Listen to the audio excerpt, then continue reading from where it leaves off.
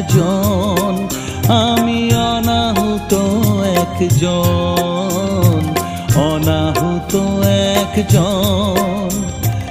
অনেক দোষেতে দোষী আমায়